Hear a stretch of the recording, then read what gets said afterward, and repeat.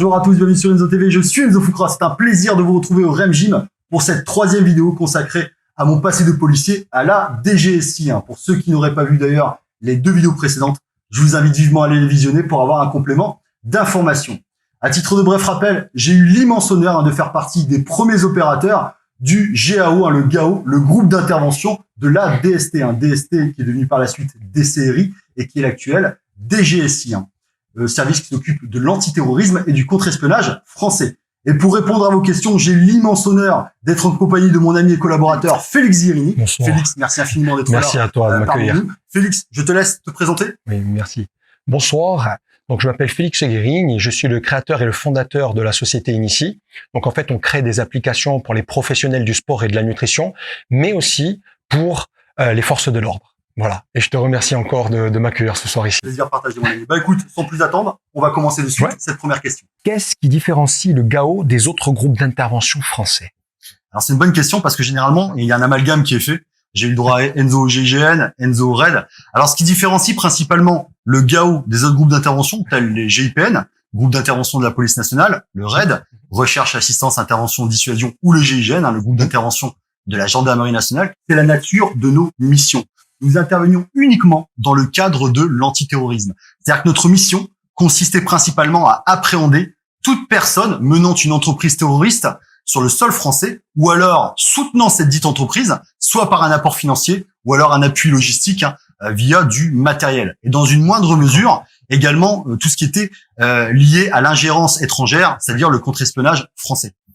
Alors que les autres groupes d'intervention, comme les GIPN, le RAID ou le GIGN, bien sûr, interviennent également dans le cadre de l'antiterrorisme, mais ont également comme vocation et comme compétence que nous n'avions pas la gestion de crise, comme par exemple des forcenés retranchés, ou alors des prises d'otages. C'est-à-dire qu'ils s'entraînent pour ça, chose que nous ne faisions pas. Et force est de constater qu'ils le font excellemment bien. Deuxième question. Peux-tu nous décrire une journée type d'un opérateur du GAO? Alors, une journée type. Alors, le matin, j'ai été généralement dédié à tout ce qui était pratique sportive. Donc, tu comprendras bien les sports de combat qui étaient omniprésents, qu'on effectuait généralement dans un dojo. Donc, en sport de combat, le Krav Maga, qui est un art martial qui est très répandu et très utilisé parmi tous les groupes d'intervention du monde entier. Le judo, pour gérer tout ce qui était corps à corps, mais également le noble art, la boxe anglaise, dont je suis ancien pratiquant. Et tous ces entraînements étaient dirigés soit par des experts du pool formation, ou alors par des opérateurs du GAO qui étaient des véritables spécialistes dans leur domaine. Et à ce titre, je tiens à faire une petite dédicace à tout à Corbeau, à Brian et à Thierry, qui m'ont fait vivre de sacrés moments de solitude sur le tatami. Mais encore une fois, c'était dans le but de nous rendre meilleurs, de rendre meilleur le groupe. Donc les gars, merci à vous, vous êtes des vrais monstres. On travaillait également le foncier, soit par des sorties collectives de course à Vincennes, ou alors en piscine. Et bien sûr, de la musculation, on n'y coupe pas court, soit de la musculation fonctionnelle, ou alors de l'hypertrophie, parce qu'il faut quand même le supporter et le soulever, le matériel. Donc voilà pour ce qui est du côté sportif.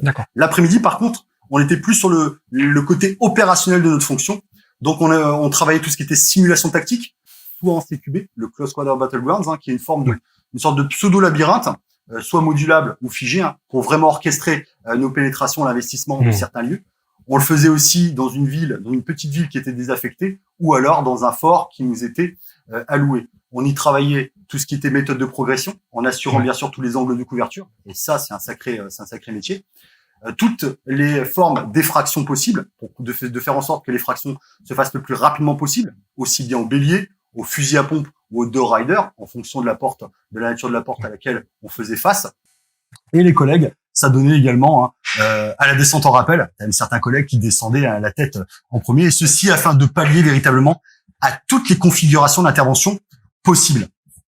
Et enfin, le tir, on n'y coupe pas, le tir qu'on effectuait dans une base qui nous était allouée, ou alors en stand de tir, du tir de précision, mais également du tir en situation opérationnelle. Et ceci avec toutes les armes dont le groupe était doté. Donc on avait de l'arme de poing avec le Glock 17, pistolet mitrailleur avec du HK MP5, le fusil d'assaut avec du HK G36 ou alors du 6.552 en 5,56 mm, du fusil à pompe, mais également du tir de haute précision. Sacré arsenal.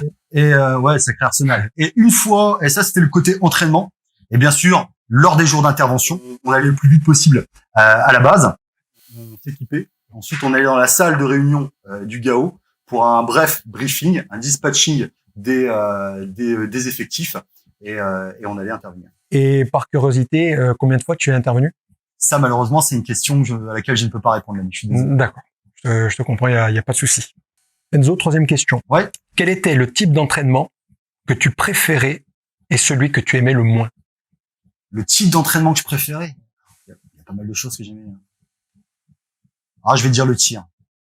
Ouais. Tirer avec une arme, c'est un côté, bon, attention, on n'aime pas, hein, mais c'est un côté très grisant, très exaltant. En plus, on tirait un nombre de cartouches incommensurable, hein, chaque semaine. Donc, ce qui fait que te voir évoluer, te voir progresser à vitesse grand V, bah, ça renforce ce côté très grisant. Donc, ouais, je dirais le tir. D'accord. Et pour ce que j'aimais le moins, ouais, pour le moins, ouais, je dirais le parcours du combattant. Parcours du combattant qu'on effectuait dans le fort qui nous était alloué, équipé du gilet pare-balles lourd, et qui avait pour unique fonction de simuler un état de stress en provoquant une élévation du rythme cardiaque. C'est-à-dire qu'on effectuait un tour du parcours du combattant, ouais. À l'issue de quoi nous allions sur le pas de tir, on tirait, et cet exercice avait pour but justement de jauger ta lucidité, la précision de ton tir, mais également la qualité et la vitesse des manipulations techniques du matériel, soit pour un rechargement tactique, ou alors pour un incident de tir. Ça peut arriver. Et tout ceci dans une configuration proche de celle provoquée par le stress. Donc voilà, je dirais le parcours du combattant. C'était d'ailleurs un exercice qui n'était pas, on va dire que c'était pas le plus plébiscité, hein, parmi tous les opérateurs du groupe, mais il participait à nous rendre meilleurs. Il participait à rendre meilleur le groupe. Donc que tu aimes ou que tu aimes pas, tu le fais. Et tu le fais le mieux possible. Te souviens-tu du moment où on t'a annoncé ton intégration au sein du GAO? Et c'est le propre de ces moments mémorables que j'appelle les moments d'une vie. Donc je venais de finir les tests et on nous avait annoncé qu'on serait contacté dans un délai de 2 semaines, aussi bien dans le cadre d'une réponse positive que dans une réponse négative. Donc j'avais pris 2-3 jours de congé sans faire de sport parce que j'étais complètement HS.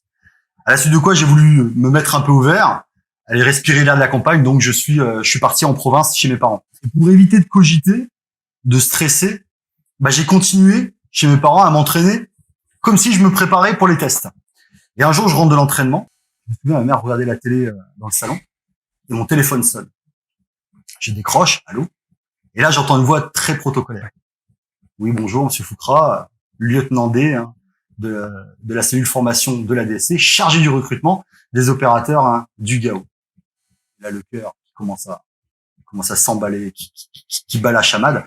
Et le temps, durant quelques secondes, c'est figé. Cette fameuse relativité. Et je me rappelle m'être fait cette réflexion. On y est. Ça y est, j'y suis. Ce moment que j'attendais depuis tant de temps est arrivé.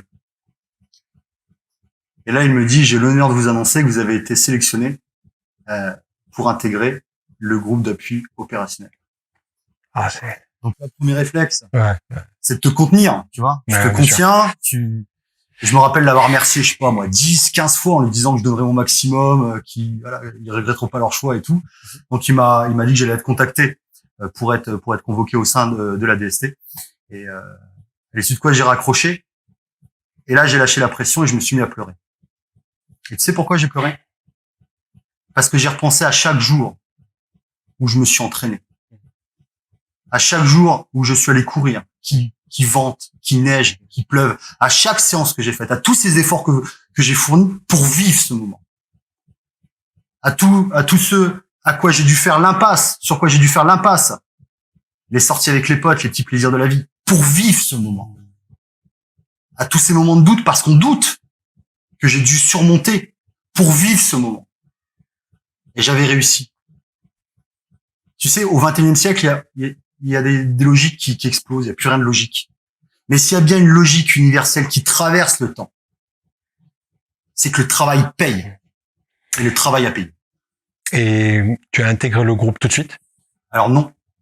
C'est en fait, une fois que j'ai été convoqué, avant de pouvoir porter avec fierté la cagoule, tu dois obtenir ton accréditation secret défense. De par la nature sensible, hein, des documents qui vont être portés à tes yeux.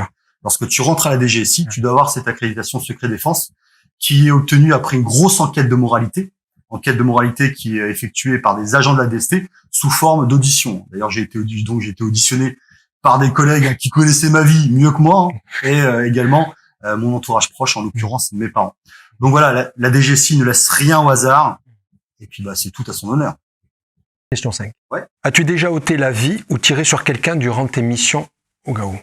Alors c'est une question qu'on me pose souvent, je suis même super étonné, et j'ai sélectionné cette question non pas pour y répondre, parce que je n'y répondrai pas.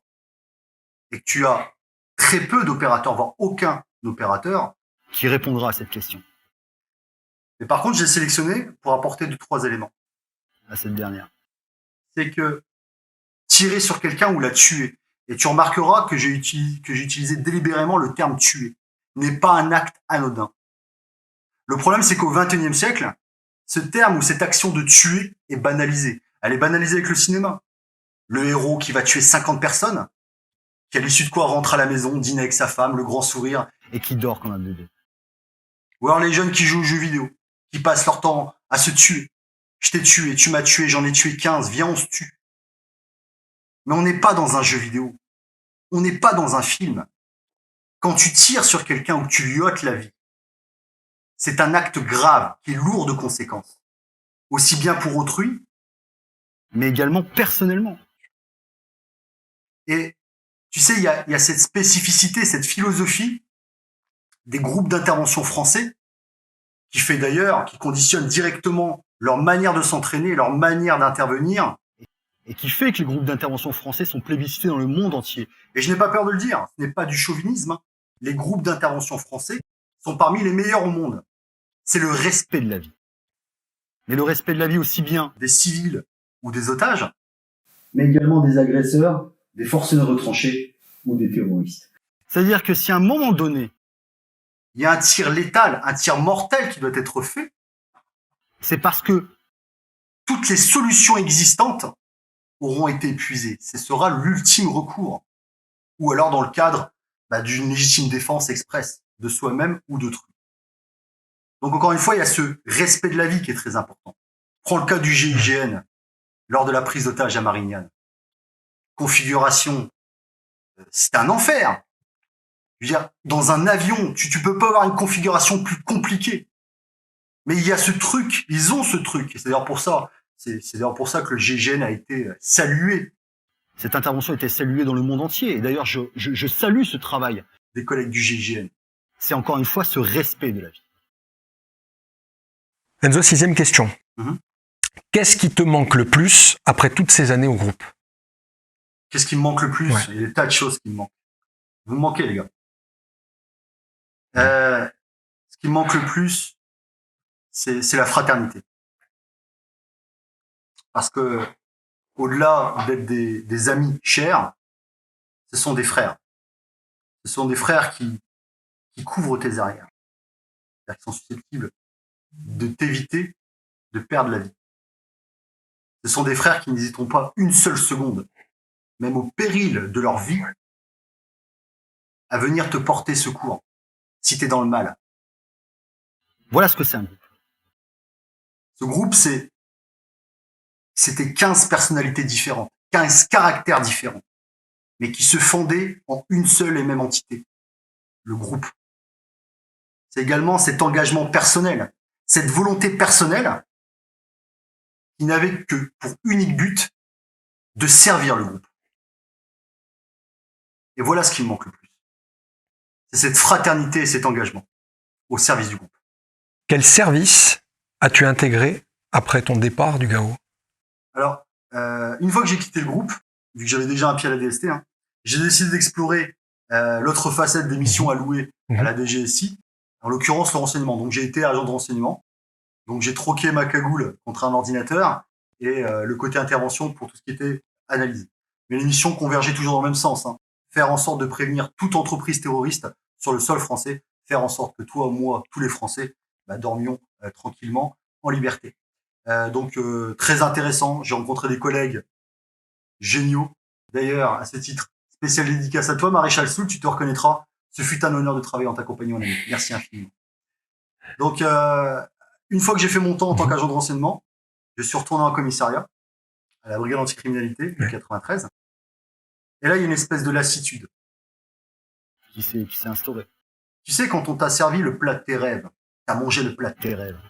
Demain, je peux te servir des plats délicieux. Ils vont tous paraître fades. Quand t'as goûté le must, le pinacle, tout paraît fade. Donc, j'ai décidé de faire un break avec la police. Donc, j'ai pris un an de disponibilité pour m'essayer à quelque chose que j'ai toujours voulu faire, c'est de la protection rapprochée. Donc, tu comprends bien, je me suis servi du CV que je m'étais constitué de par mon passage au groupe et en tant qu'agent de renseignement, également en bac. Et j'ai postulé dans une très grosse société de protection rapprochée, dont je tairai le nom, qui est composée de 4 lettres. Et donc, j'ai été retenu. Et le jour où je me suis rendu à cette société, et ça, c'était le comble du hasard, c'est que j'ai croisé Monsieur Louis C. Monsieur Louis C, qui est un haut fonctionnaire, un très haut fonctionnaire de la DST, qui a participé d'ailleurs à la création du groupe d'appui opérationnel, qui travaillait pour cette société-là en tant que consultant. Donc, il m'a reconnu, on s'est remémoré les bons souvenirs, et c'était un petit peu de l'ancienne maison dans la société, donc ça faisait du bien. Donc, j'ai tout de suite été envoyé en mission, généralement à l'étranger. Donc, je suis allé au Maroc, en Algérie, plusieurs fois au Koweït, plusieurs fois à Dubaï. Donc, principalement pour faire de la protection rapprochée de très gros hommes d'affaires, généralement des financiers. Je m'occupais également de faire des audits de sécurité. Alors, les audits de sécurité, pour ceux qui ne savent pas ce que c'est que je devais jauger lors d'un événement, je devais jauger l'efficacité des mesures de sécurité qui ont été placées, qui ont été employées. Et le cas échéant, je devais apporter des suggestions d'amélioration. Ou alors, dans le cadre de la protection d'un VIP, sur des événements très sensibles, définir un ou deux plans d'extraction en cas d'incident majeur. Donc ça, c'était pour les missions à l'étranger. En France, j'ai fait quelques stars. J'ai fait Mila Jovovich, Resident Evil, le 5e élément. J'ai fait également Kerry Washington, qui a joué dans X-Men. Donc, un super souvenir. Je garderai surtout ce souvenir des collègues que j'ai pu croiser. D'ailleurs, je vais leur faire une petite dédicace parce que ce sont des personnes qui m'ont vraiment marqué. À toi, Goran I. Pliviat, mon ami. À toi, André Kajanis, frérot, dont le professionnalisme n'a d'égal que son physique hors norme. Ce fut un honneur de travailler en ta compagnie.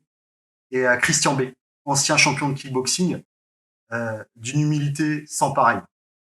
Et l'humilité, c'est ce qui fait le propre des grands. Donc, c'était une très très bonne expérience. Et une fois que j'ai fini cette période en tant que de protection rapprochée, je suis retourné en commissariat. Et là, c'était le début de la fin. C'est-à-dire que je n'avais véritablement plus goût à être policier, puisque j'avais fait ce que je voulais. J'avais réalisé mon rêve. Et je dis souvent que quand ça ne suffit plus de tourner la page, il faut changer de livre. Donc j'ai fermé ce livre de la police avec une fierté incommensurable. Et cette fierté, elle me suivra jusqu'au mon dernier jour. Et j'ai rouvert celui de coach sportif. Et force est de constater que ce livre me plaît tout autant. As-tu toujours des contacts avec les actuels opérateurs du GAO? Alors ouais, j'ai toujours notamment un contact avec celui qu'on appelle le survivant de la première promotion. C'est-à-dire que c'est un opérateur qui est avec moi à la naissance du groupe, qui est toujours. Spécial dédicace à toi, Corbeau, qui me fait l'honneur de me faire participer, ou tout du moins de me prendre comme témoin de l'évolution du groupe, du GAO. GAO qui est maintenant fort de 40 membres, de 40 opérateurs, dispatchés en 4 groupes, avec une évolution au niveau du matériel tout bonnement hallucinante, avec des activités du parachutisme, chose qu'on ne faisait pas. Et je te cache pas que je ne boude pas mon plaisir à voir cet enfant auquel, quelque part, nous avons donné naissance en étant les premiers. Tu vois, cette fierté que j'ai d'avoir participé à l'évolution de ce groupe, qui maintenant est reconnu par son utilité et son efficacité. Et d'ailleurs, j'en profite pour saluer encore une fois le travail et l'engagement de tous les opérateurs du GAO. Je suis fier de vous, les gars. Donc voilà, en espérant un jour pouvoir faire une journée d'entraînement avec eux, ça serait génial. Ça serait un véritable bonheur. Voilà. Un petit mot en guise de conclusion. Alors, en guise de conclusion, je tenais à rappeler que ces 3 vidéos, ce n'est pas un étalage narcissique de ce que j'ai pu réaliser. Je ne suis pas un surhomme, je ne suis pas le meilleur, je ne suis pas un héros, très loin de là. Ce que je vous ai raconté, c'est l'histoire d'un môme qui avait un rêve, qui s'est accroché à ce rêve, qui a travaillé dur et qui y est arrivé.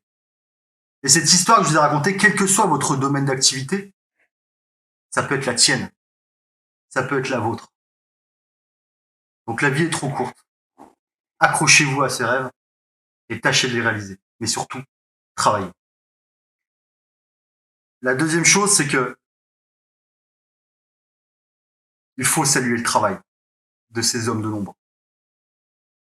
Il faut saluer cet engagement.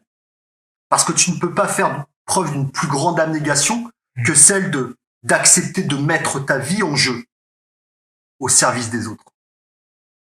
Donc que ce soit des collègues du GAO, du GIPN, du RAID, du GIGN, il faut savoir saluer et remercier l'engagement de ces hommes qui œuvrent chaque jour, qui s'entraînent dur et qui interviennent au péril de leur vie pour que moi, pour que toi, pour que vous tous puissions dormir chaque nuit sous cette couverture chaude qui s'appelle la liberté. Donc merci à vous les gars.